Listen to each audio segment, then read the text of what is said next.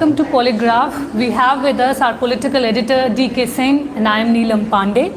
Well, political parties are gearing up for assembly elections that will take place next year. Elections in 7 states are all set to take place next year, and we have already seen parties like the Bharatiya Janata Party, Congress, they are already planning their strategies.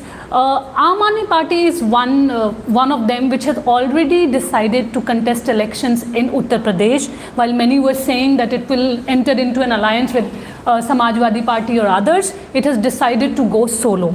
That is one major decision that the Aam Aadmi Party has taken. Apart from that, Goa, Punjab, Uttarakhand, the stakes are quite high for the Aam Aadmi Party. But what does it mean for the Bharatiya Janata Party? Well, today the issue that we have taken up for discussion is that BJP seems to be, will have to sort of rely on Aam Aadmi Party's good show. But why? So this is the question that we are going to discuss today. So why do you say that? So Neela, when you look at the 7 states which will be going to polls next year, of course we are not including Jammu and Kashmir there, so we don't know whether the government will go for elections in J&K next year.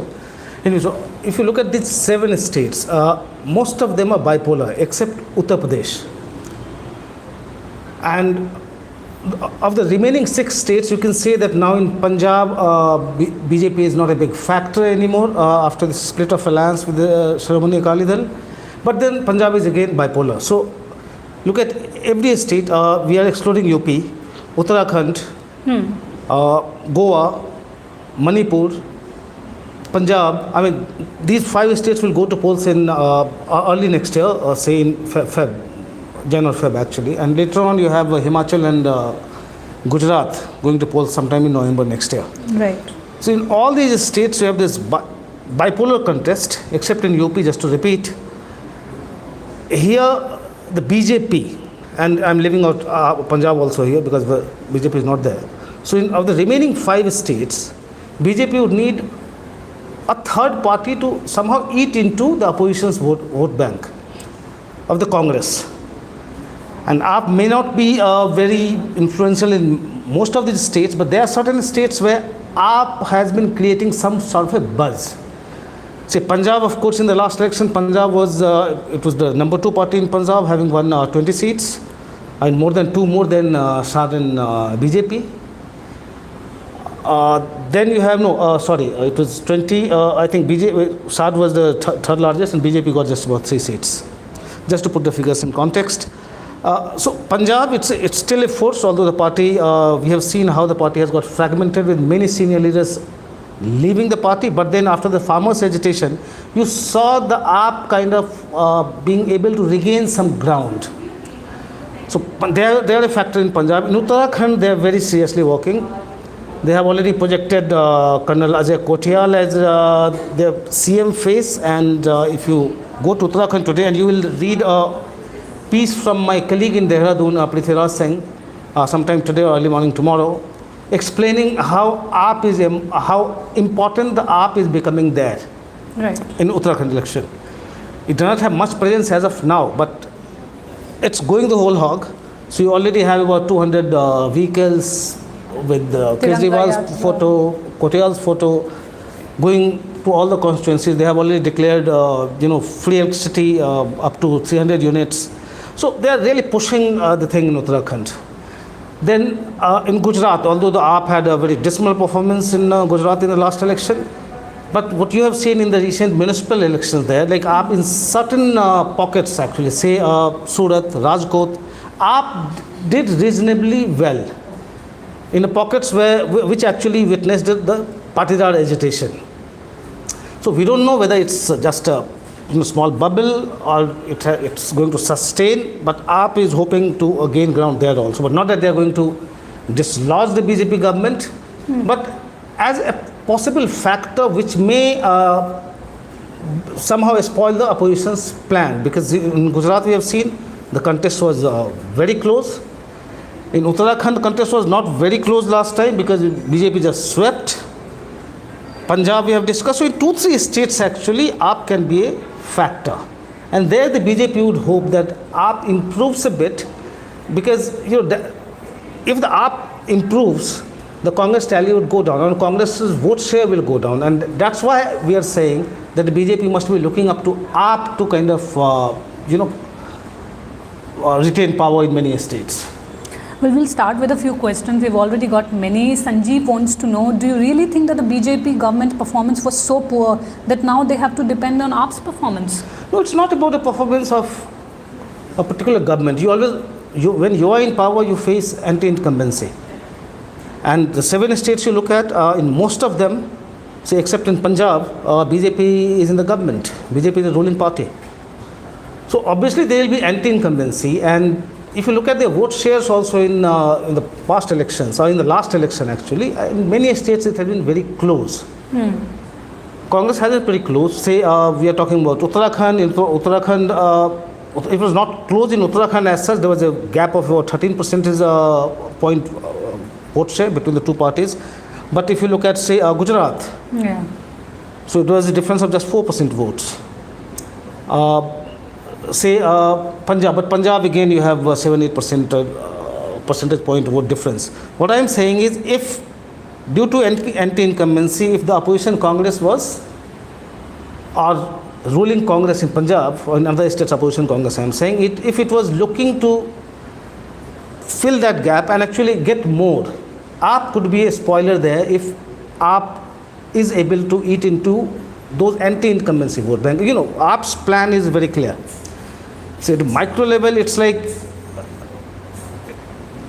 nobody in AAP is hoping to replace the BJP government. The plan is, the way they have been trying to make themselves the clone of the BJP. It's like, what the BJP did in, say, in Odisha or in West Bengal. First you try to emerge as a principal challenger, and then later you build on it, and in the next election you go for power. Creating a space for themselves. So yeah, they are just trying to create some space for themselves. That's number one. This is what the AAP is trying, but what the BJP would be hoping is that, you have a large section of people who may not be very happy with the BJP, especially because of COVID management, mismanagement, what do you call it, the state of affairs, inflation. Many people are talking about inflation. I have been traveling around. People are talking about inflation now. So they may not be happy, but Congress is not their natural choice as an alternative. So they may go for AAP or some other alternative emerging.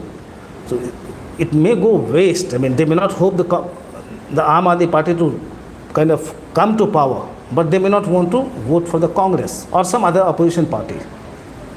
So AAP is looking at that segment right now. Soham Roy wants to know, do you think the AAP will damage the poll prospects of the Congress in Uttarakhand and Goa? Do you think the Congress has an edge in Uttarakhand with a tall leader like Harish Rawat being the CM face? In Uttarakhand, we don't know, because I was there some time back, and there is massive anti-incumbency for sure. And then, of course, this the CM's chair, the CM becoming a musical chair, that has not really sent out the right signal. And of course, on many indicators, actually, the BJP government has been lacking there. In terms of, I'm talking about development indicators. So there is massive anti-incumbency. Harish Rawat, as a face, he's still popular and is going to give a tough fight. But in Uttarakhand, the way the BJP swept it last time, we have discussed it in previous episodes. So in 2017, for instance, if the gap in vote share between the BJP and the Congress was 13 percentage points, in the Lok Sabha election 2019, the gap was massive. So Congress got just about 30% and the BJP got almost 61%. So a massive gap. You may attribute it to a Modi factor, but that also tells you the grip that the BJP has on the state. Even if you factor in just the assembly election, it's not very easy to basically cover that gap of 13% for the Congress. But Harish Rawat, given the massive anti-incumbency in the state, and Harish Rawat being a popular leader, and he's a grassroots politician, he knows how to play. So, well, I don't really see AAP kind of totally spoiling the chance, but then if the buzz on the ground is any indicator, when you go there, you talk to people, there's a lot of dissatisfaction in the BJP government. But then again, they say, Modi ji's party, this, that. So that factor will play. We don't know which way it will go, because Ajay Kotial, I mean, just having a few weeks for him to be there. So you may go for massive amount of publicity blitzkrieg. You may go for all popular announcements. I'm talking about the AAP. But whether when it comes to voting, when the people know that you are not really the alternative, whether people will vote for you and how many of them vote for you, is very difficult to predict. Hitesh, who's also a member of our YouTube, he wants to know, the AAP is trying to expand its space out of Delhi. But don't you think they will face a setback if they lose the Delhi municipal election next year? Well, if you look at the national scenario, this municipal election will not count for much, because they'll still have 3 years to go for the next assembly election.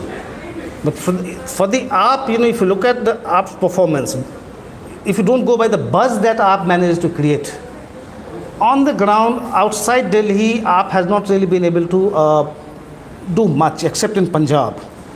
So if you look at their vote shares in different assembly elections, I mean, in most of the states they got less than 1% votes. We are talking about Gujarat. In Gujarat, I think their vote share was just about 0.1% or something, with no seats. They contested the Haryana assembly election, also Maharashtra assembly election in 2019. Their vote share was less than 0.5%. I think it was something around 0.4%. So you get to see a lot of buzz, a lot of publicity about what they are doing. But at the end of it, when you look at the results, AAP has not really been able to make much of a difference. And I don't know how it will work out this time. But if you go by past record, it's not very inspiring for the AAP. And Arjun wants to know, what are the caste demographics of the Aam Aadmi Party? Is BJP more representative? BJP is of course more representative. I mean, we don't have to even discuss it. Everywhere we have seen BJP transforming themselves from a Brahmin Baniya party into an all-inclusive party. So that goes without saying, actually. Hitesh also wants to know, you said BJP will be happy if AAP divide the opposition votes, but ultimately they may challenge the BJP in the near future too. No, depends. I mean, how much rise they get. So just getting about 5%, 6% of votes won't really make any difference to the BJP in the long run. So what you have seen, the weakness of the AAP is, when it comes to sustaining its momentum organizationally, AAP becomes more like the Congress. So we saw what happened in Punjab. In Punjab, it was emerging as big force. I mean, they lost out because they did not have any, in 2017 I'm talking about, they did not have any CM face. And then somehow the impression went that, they are they're hobnobbing with the Khalistani forces. They are more with the hardliners. So that's how they lost out. But after that, they could have built on it. Instead, you saw how the AAP got totally fragmented there, with most of the leaders leaving them. We are talking about elections, say, in Himachal Pradesh, for instance. In 2014, AAP fielded, I think, 4 candidates, including the mother of our Kargil hero, Vikram Batra, Captain Vikram Batra. She left the AAP within 10 months, basically saying that there is bossism in the party and organizationally it's not doing anything. So this disillusionment in new entrants sets in very soon, and we have seen it in one state after another, Punjab being your most glaring example. That's the major weaknesses. And so regardless of, even if they get 5%, 6%, whether their approach will change in future, even after gaining that much. In Punjab, they got 24% in the last assembly election. But you look at the Lok Sabha performance, it just came down drastically. So they are not able to maintain that momentum, and they're not active. Once the elections are over, they are back to Delhi doing their own stuff. Well, there are a number of questions on Twitter also. I'll take one of them from there. Vishwas wants to know, who would be the bigger spoil sport for Congress in Uttar Pradesh, AIMIM or the Aam Aadmi Party? For the Congress? Yeah. Congress is hardly playing Uttar Pradesh. Congress's vote share is what, 5%? In fact, nobody is willing to ally with the Congress today.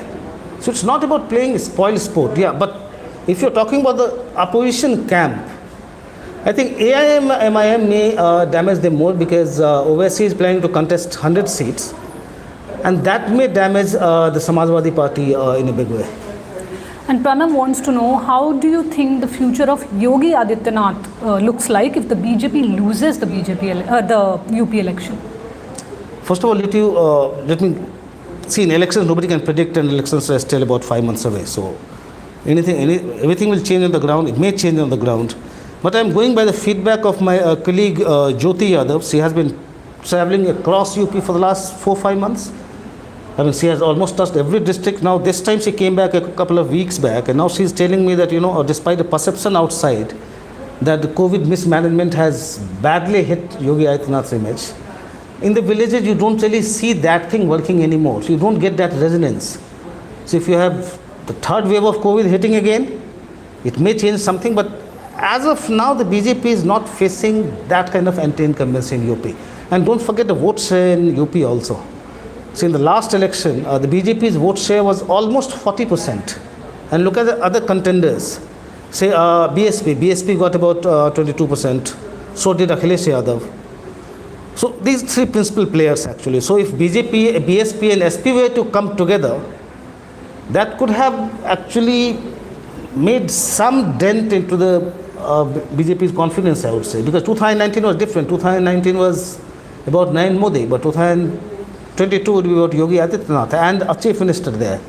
So that could have made some difference, but as you see, the opposition parties are totally all over the place. I mean, you have Akhilesh Yadav trying to ally with smaller outfits, fringe players. Many other fringe players are also trying to group together. But as a big opposition, if you look at, say, if I'm an SP voter or a BSP voter, what I see is that my party got just 20%, 22%. BJP has got 40%. There's a huge gap. And opposition unity, I don't know how it will have worked. It might have boomeranged also, I don't know. But then even if you put together the entire opposition, I'm talking about SP and BSP mainly, and even if you bring the Congress together, it will come to just about 46-47%, which would be just about 7 percentage point more than what the BJP got last time, even if all their vote shares were to be put together. But now that they are all contesting separately, any opposition player will find it very difficult to fill that gap. Forget about doing better. So right now, I think the BJP government has an advantage, especially when you don't really see much resonance of COVID mismanagement on the ground, as my colleague says.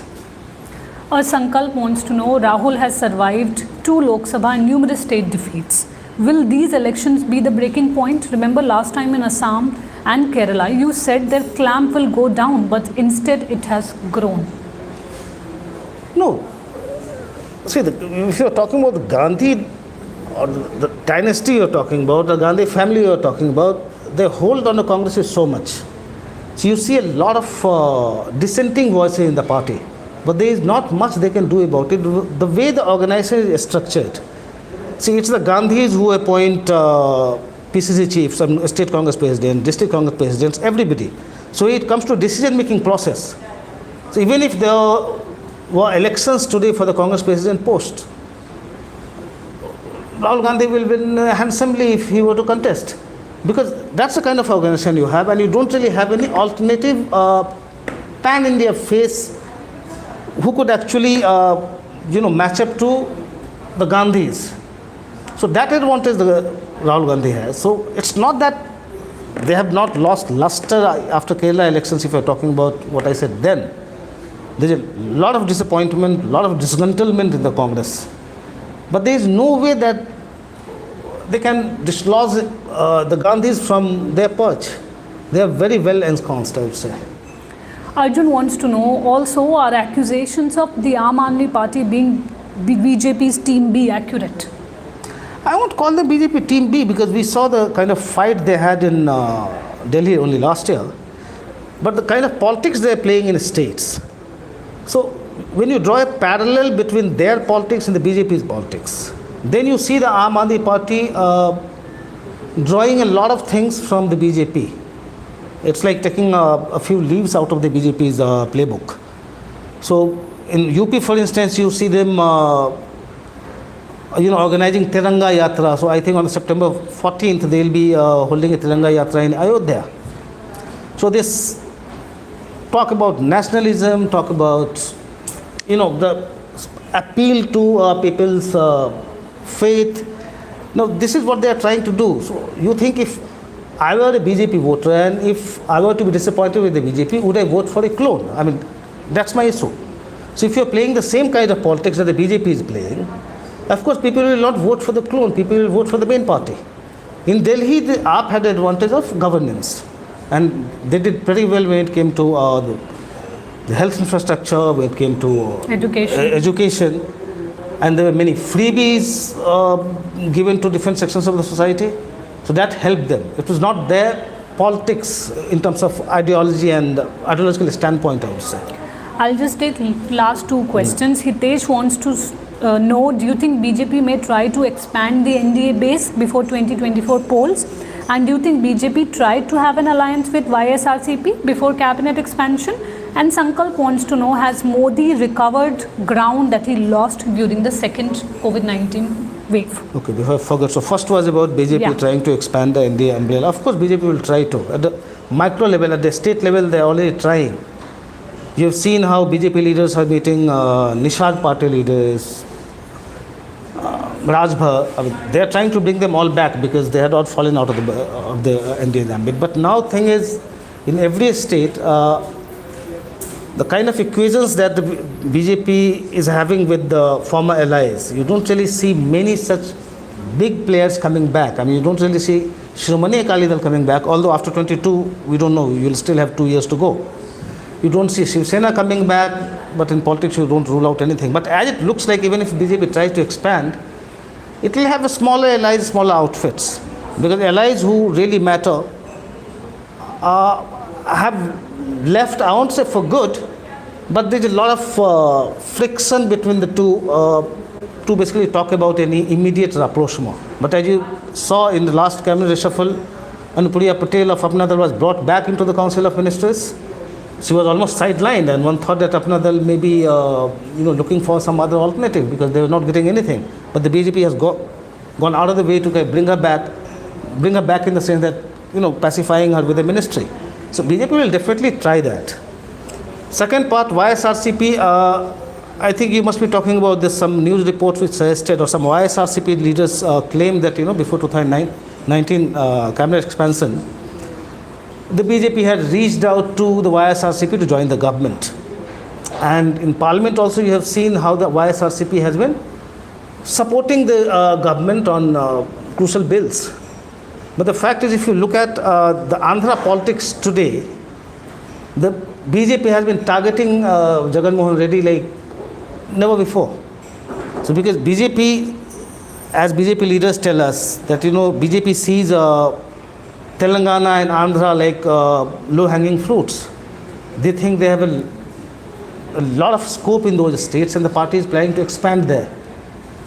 So I don't really see YSRCP actually joining the NDA and helping the BJP to expand its footprints in the state. That's unlikely to happen. And the second question by Sankalp, has Modi recovered ground that he lost during second wave? Look, if you go by Mood of the Nation survey of India today, no, don't look like. There is certain amount of disillusionment, and everybody is talking about job losses, inflation. You heard a lot about this. I mean, you travel around, everybody is talking about petrol prices, diesel prices, vegetable oil prices. So those things are there, but still the Tina factor is working for him. Because even if you look at the Mood of the Nation survey, you don't really see any leader from the opposition coming even close to him in terms of popularity. His popularity rating might have come down from 66 to 24% as per the survey. But look at the other leaders. They're far, they're just not improving. They're not coming anywhere near him. So losing ground, yes, to a certain extent. But is that good enough to make the opposition happy? I don't really think so. Well, thank you for this analysis. We will be back next week. Till then, do follow our coverage on our website as well as our social media platforms. Thank you.